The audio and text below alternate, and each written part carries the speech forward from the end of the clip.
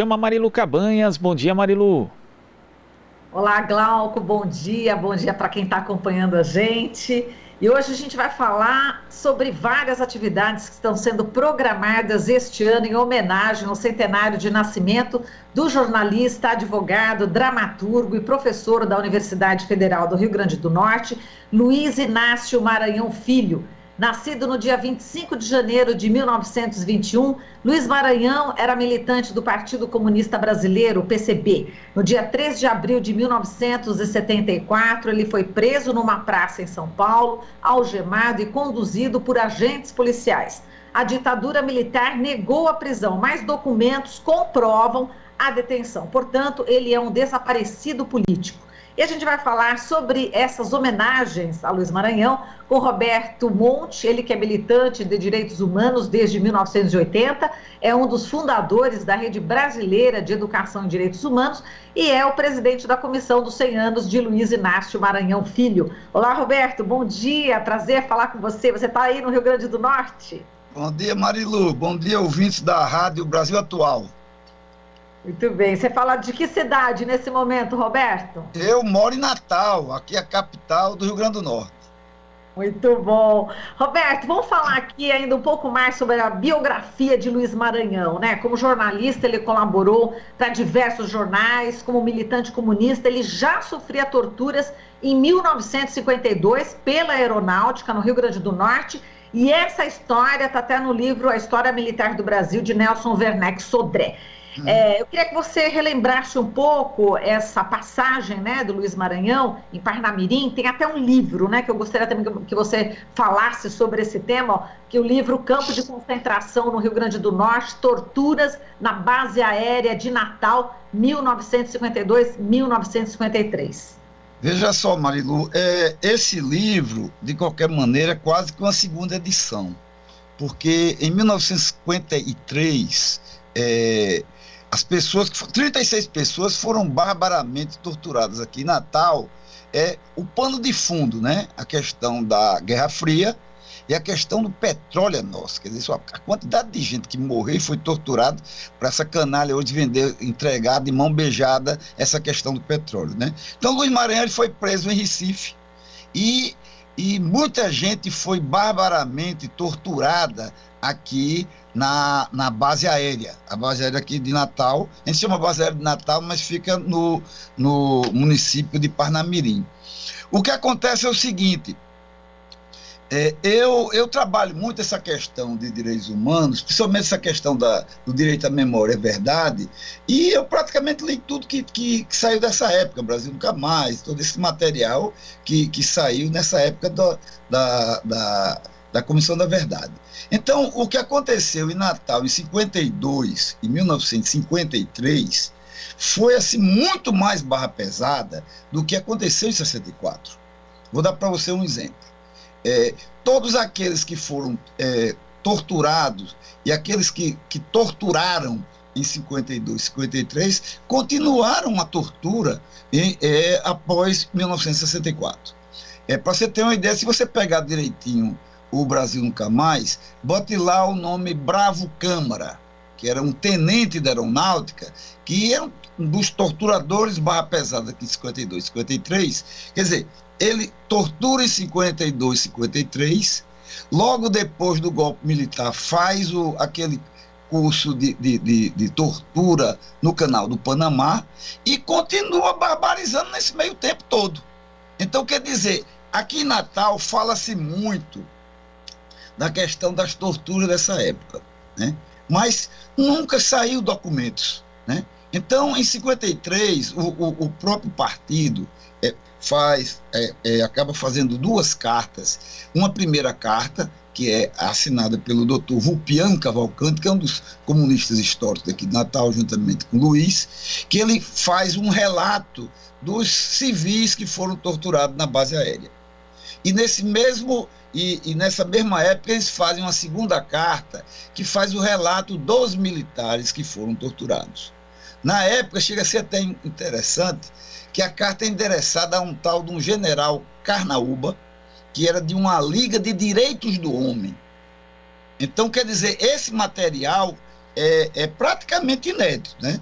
Então, nós estamos publicando esse material porque aqui no Rio Grande do Norte fala-se muito dessas torturas em 52, 53, mas todo mundo fala muito, mas nunca teve um documento, né? Então, a gente juntou esse material, quer dizer, na verdade, o material da base aérea é um material que faz parte de um rol de outros materiais e outras atividades que a nossa comissão está fazendo em relação a Luiz Maranhão. Mas a gravidade do que aconteceu em 52, 53, como você bem salientou, no próprio livro de Nelson Werneck já mostra, quer dizer, todo mundo sabe que quando houve o golpe, né, que deram, estavam tentando dar em Vargas, e o suicídio, aquele negócio todinho, nós tivemos a chamada República do Galeão. Então, aqui em Natal, um ano antes, nós já tínhamos algo similar, para você ter noção da gravidade da coisa. Em 53, fizeram o enterro simbólico do então vice-presidente da República, que era o norte rio-grandense, João Café Filho. Então, quer dizer, o vice era o vice-presidente da República, esse povo fez o enterro simbólico do vice-presidente. Isso num período dito já dentro da questão da redemocratização. Então, quando você começa a fazer o desdobramento das informações contidas nesse material, então você começa a ver as doideiras que rolam nisso tudo. Tipo assim, tem um caso muito famoso da pessoa que comandava a base aérea de Canoas, no Rio Grande do Sul. Essa pessoa foi metralhada, o comandante era um legalista, e foi metralhado por um desses cabras que deram o golpe, que estava aqui em Natal. Então, o que acontece é o seguinte, é a impunidade mais pura que existe. Para você ter uma ideia, ver esse povo torturou a seu bel prazer, e logo depois a Câmara Municipal de Natal deu o título de cidadão natalense. Então, quer dizer, eu acho que esse livro vai ser muito interessante, porque talvez seja legal colocar, Marilu, que a nossa comissão é uma comissão, digamos, a governadora Fátima, a nosso pedido, a Fundação José Augusto, que funciona mais ou menos como uma secretaria de cultura, ela montou essa nossa comissão. Agora, a comissão, ela não tem nada de chapa branca. Quer dizer, muitos militantes, inclusive pessoas das antigas. Nós temos membros na nossa comissão de 94 anos, 87. Eu que sou o boy. Seu caçula. Mas o interessante disso é que a gente tentou fazer uma comissão que tivesse uma simbologia, né? Tipo assim, nós temos a presença de Roberto Furtado.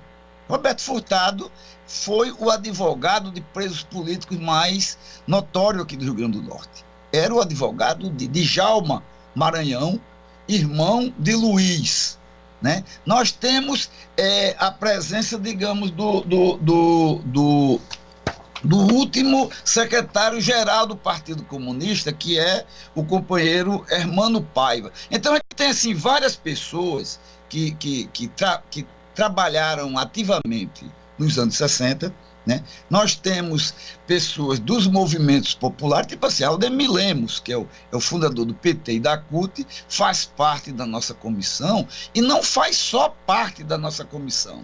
Trabalha conosco essa questão do levantamento de memória histórica há muitos anos. Então, tendo essa comissão, agora tem uma fórmula legal. A nossa tropa de choque é a tropa de choque que faz o Lula livre. Então, a gente tem esse pessoal que é o pessoal simbólico, mas tem a tropa de choque.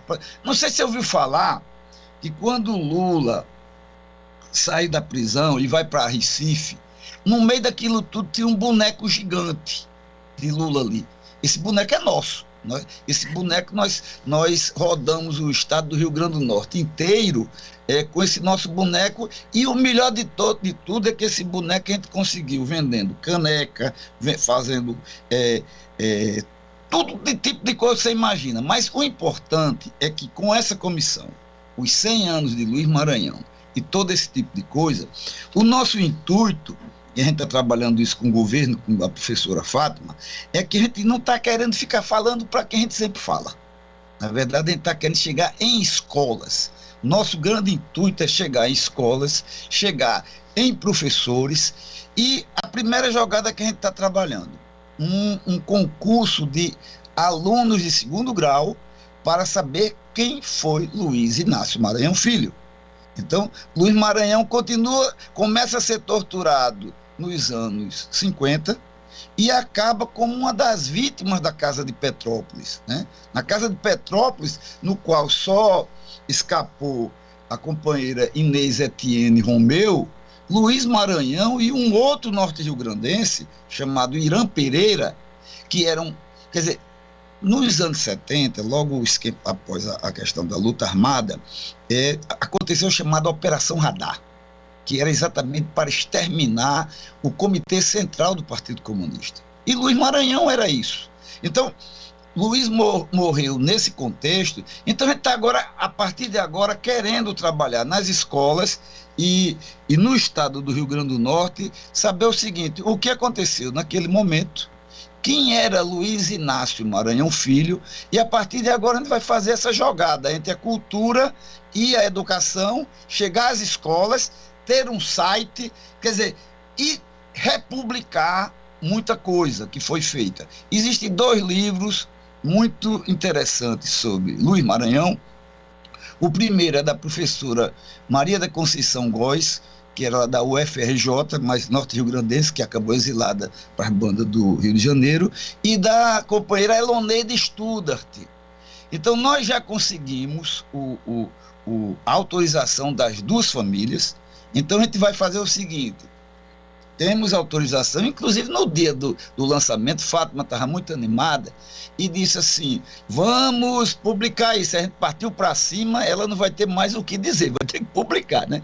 E o que a gente está... Convidamos, inclusive, a governadora do Rio Grande do Norte, Fátima Bezerra, para estar com você hoje, mas não foi possível, e ao que parece ela vem amanhã e a gente pode cobrá-la também sobre essa interação, principalmente com as escolas, né, com o Centro de Cultura, né? E aqui também tem um negócio, Marilu, que chama-se Casas de Cultura. Isso. Quer dizer, nas principais cidades, nós temos as chamadas Casas de Cultura, então a gente pensa juntar tudo isso numa grande rede para chegar nas escolas, nos professores, né?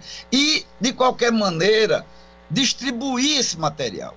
Tanto que a gente fez questão de, quando pedimos a autorização das famílias relacionadas a esses 2 livros, né, já publicados, que esse livro não seria vendido.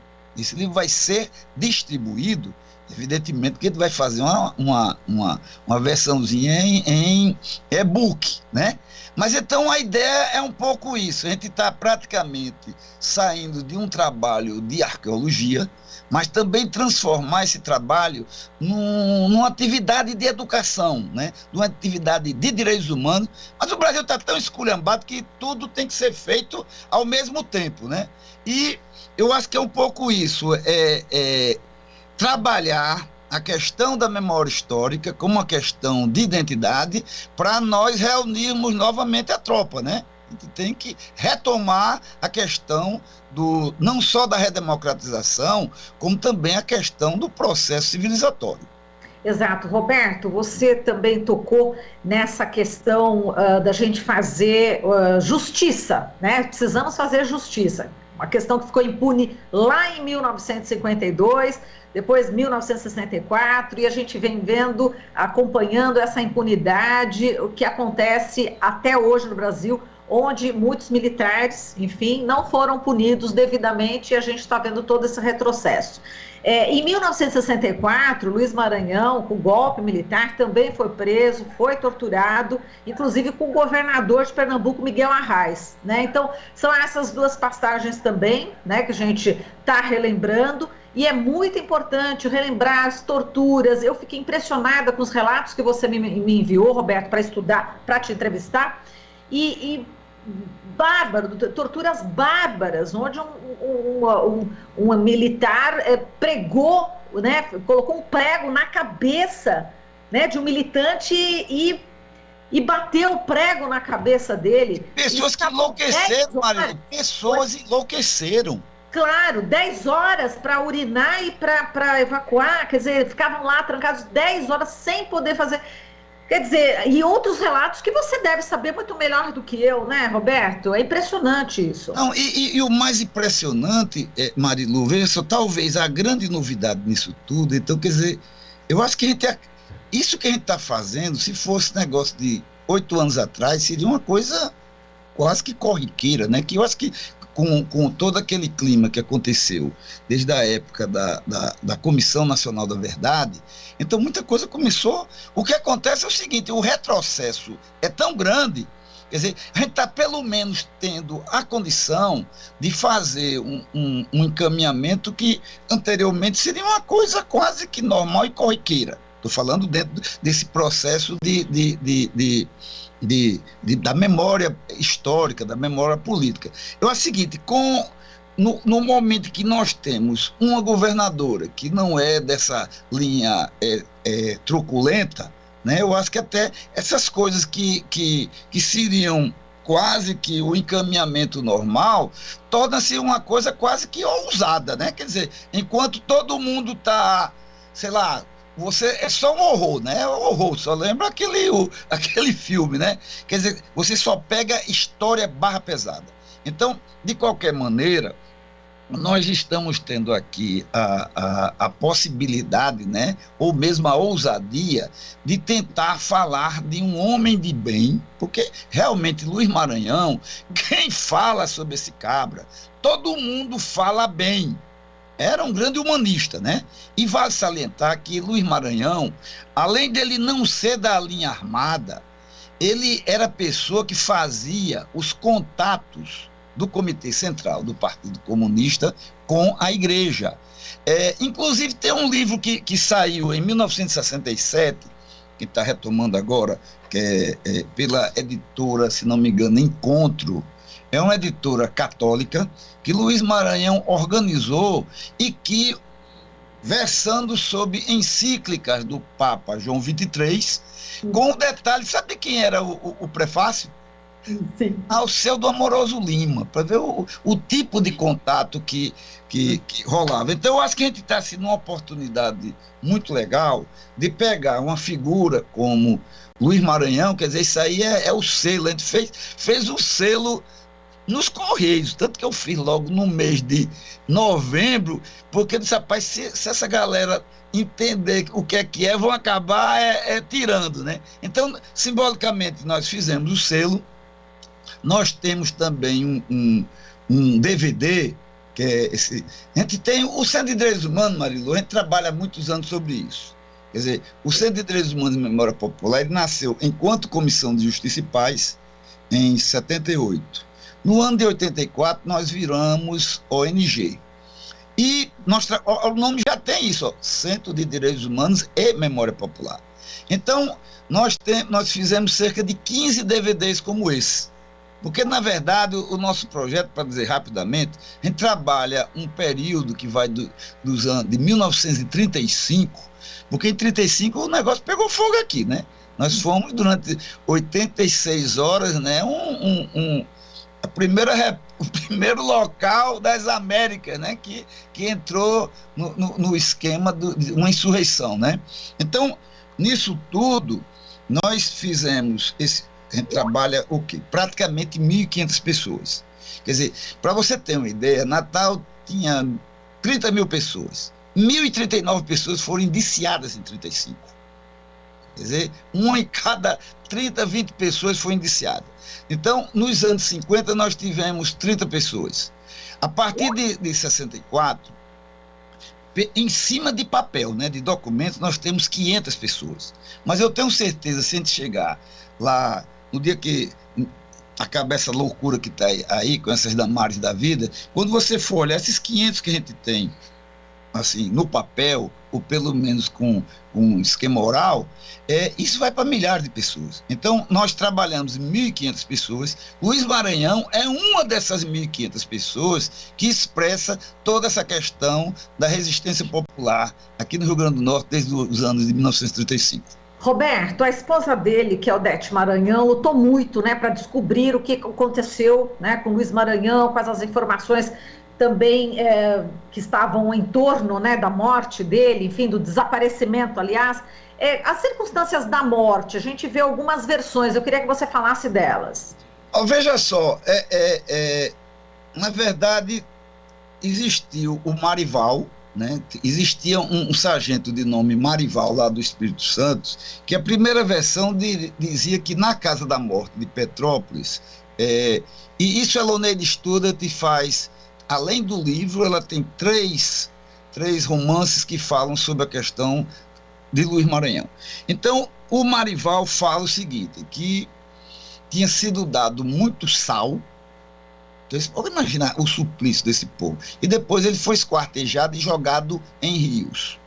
Com o aparecimento desse delegado aí, Cláudio Guerra, esse que fez o livro aí, Barra Pesada, apareceu uma nova versão, que foi morto, continua sendo morto na Casa da Morte, mas ele foi levado, desmembrado, para a usina Cambaíba, no estado do Rio. E esse pessoal foi incinerado, quer dizer, não existe, além de, um termo assim meio quase que, é muito ruim falar esse tipo de coisa, mas além de desaparecido, evaporado. Quer dizer, você pegar os restos mortais de alguém que você supliciou e depois bota em uma usina de cana-de-açúcar, você é a prática nazista, né, do campo de concentração. Então, o que se tem sobre a questão de Luiz Maranhão, e a gente está levantando todo esse material, Marilu, que a gente está montando um grande portal, porque para fazer-se a conexão entre as escolas, né, e a história de Luiz, nós temos que fazer um grande portal com o levantamento de tudo que tiver sobre ele. Então, os livros, né, existe inclusive a questão de, em Petrópolis, aconteceu uma comissão da verdade. Então, a gente está levantando esse tipo de material. No estado do Rio, também aconteceu uma comissão da verdade. Então, nós estamos, nesse momento, depois de nós fazermos o arcabouço político, né, disso tudo, quase que num trabalho de arqueologia. Porque quem conhece e vivenciou um pouco a questão dos anos 60, sabe que até ter informação era coisa perigosa. Quer dizer, você ter dados, você ter informação, não era algo que você tinha que ter em mãos. Mas nós estamos exatamente nesse levantamento de material sobre Luiz Maranhão. E eu tenho umas coisas bem interessantes. Há uns 15 anos atrás, nós procuramos Dona Odete. Dona Odete, realmente, a história de amor deles é uma lindeza. Quer dizer, eu sou de Natal, meu povo é todo de Natal, e lembro muito da minha avó, quando falava como eram os encontros e as despedidas de Luiz com Odete, porque era sempre aquela coisa que você não poderia ver novamente, né? E tem um detalhe que Dona Odete Roselli, ela é uma figura da classe média alta, né? Dona Odete era aquela mulher que nos anos 40, 50, era formada, né? Então ela, digamos, era uma pessoa que eram poucas as mulheres que tinham uma forma. Ela era dentista. Roberto, desculpa te interromper, é que nós estamos já passando do horário e o próximo entrevistado tem um compromisso e ele tem que entrar exatamente agora no ar, infelizmente, com dor no coração, dilacerado. Eu vou ter que encerrar a entrevista por conta em respeito ao nosso próximo convidado. Sim, aqui também, eu também me empolguei. Mas a gente volta a se falar, a gente volta a se falar sobre Luiz Maranhão. Então só para concluir, muito obrigado. Quer dizer, nós temos também o interesse de levar essa discussão. Tipo, eu estou conversando com o Politi, com Renato Simões e tal, para a gente fazer uma homenagem não só em São Paulo, no Rio e em Recife. E na sequência, Marilu, a gente fica conversando, porque essa figura é uma figura muito interessante. Muito obrigado pelo Obrigada, querido. Muito obrigada. A gente falou aqui com o Roberto Monte, militante de direitos humanos, e ele que é o presidente da comissão dos 100 anos de Luiz Inácio Maranhão Filho. Você sintoniza Rádio Brasil Atual.